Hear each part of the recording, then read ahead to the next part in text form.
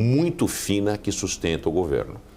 Ô Vandir, que você comentou, né, sobre Bolsa Família, você falou sobre empreendedorismo, sobre a capacidade do Brasil de gerar riquezas e ter, enfim, né, algumas medidas mais populares que acabam impactando no crescimento econômico, acabam impactando em todo esse contexto, né? Tem um custo político e tem um custo econômico. Inclusive tem uma pesquisa recente mostrando que em 13 estados brasileiros o número de beneficiários do Bolsa Família supera o número de carteiras assinadas da população com carteira assinada, tirando o setor público, né? Mas enfim, o setor privado gera menos emprego do que os próprios beneficiários do Bolsa Família. Queria entender um pouco da sua visão a respeito justamente disso, né? O impacto político, o impacto econômico que esses números podem trazer para o Brasil, olhando para um longo prazo, já que, né, o custo, né, para se empreender, para trazer,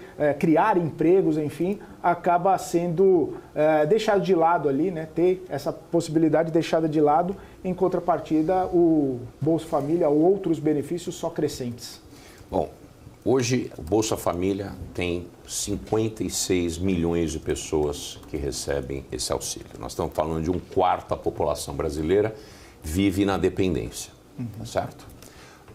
O número de pessoas que consegue sair da dependência do Estado é muito baixo, apesar de existir. Hoje mesmo foi publicado um Valor Econômico, um trabalho muito bem feito pelo Carrefour e pela Coca-Cola, que tem empregado pessoas egressas do Bolsa Família. Isso é imprescindível para o desenvolvimento do país e para que a gente reverta, né, esse desastre econômico e social que é a quantidade de dependentes.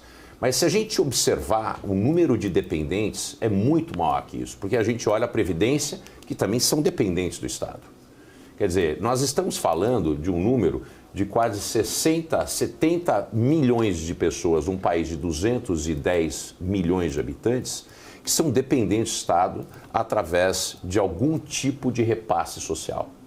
Quer dizer, isso desestimula o trabalho, isso desestimula a atividade empreendedora, mesmo que seja incipiente, mas é importante que essas pessoas busquem um trabalho e também gera uma grande adesão à informalidade. Muitas dessas pessoas, por medo de perder o benefício, essas pessoas se encontrarem um emprego que pague acima de um salário mínimo, elas conseguem manter o benefício até por 2 anos, o que é importante. Essa é uma política pública muito importante para que essas pessoas tenham incentivo de buscar emprego também e conseguir andar com as próprias pernas. Mas isso é um número muito pequeno. A gente precisa gerar esse incentivo de, primeiro, educar, reeducar, né, que é o reskilling e upskilling dessa população. Um pedaço dessa população nem sequer tem um ensino fundamental. Então, essa parcela da população que está no Bolsa Família, que é uma população, um contingente bastante elevado, pelo menos a metade da população do Bolsa Família, a gente precisa tomar uma decisão em como transformar essas pessoas em membros participantes do ambiente social brasileiro. Então, para a sua pergunta, as questões das transferências de renda no Brasil, primeiro, ela tem que acontecer. Bolsa Família é uma política de Estado, não é uma política de governo. Tanto é que ela transcendeu o governo Fernando Henrique Cardoso, governo Lula, Dilma, Temer, Bolsonaro e agora está na mão do Lula de novo. Então essa é uma política de Estado e ela é importante para trazer as pessoas da pobreza mais profunda. No entanto, a gente precisa ter um projeto de crescimento do país para tirar a necessidade da população de fazer uso dessa disponibilidade de dependência do Estado. O problema do Brasil é crescimento. A gente está soltando fogos que o Brasil vai crescer 2,1%, mas os países emergentes vão crescer 6% esse ano. O mundo vai crescer 3%. Os Estados Unidos vai crescer mais do que o Brasil. Quer dizer, a gente não tem nenhuma razão para soltar fogos que o Brasil está crescendo 2%. Existe um momento propício de crescimento para a economia do mundo. Existe um crescimento inercial brasileiro. Então, se a gente olhar os últimos 40 anos, o Brasil cresceu uma média de 1,5%, talvez um pouco menos, 1,3%. enquanto o mundo cresceu 3,5% e os BRICS cresceram quase 7%, excluindo a China.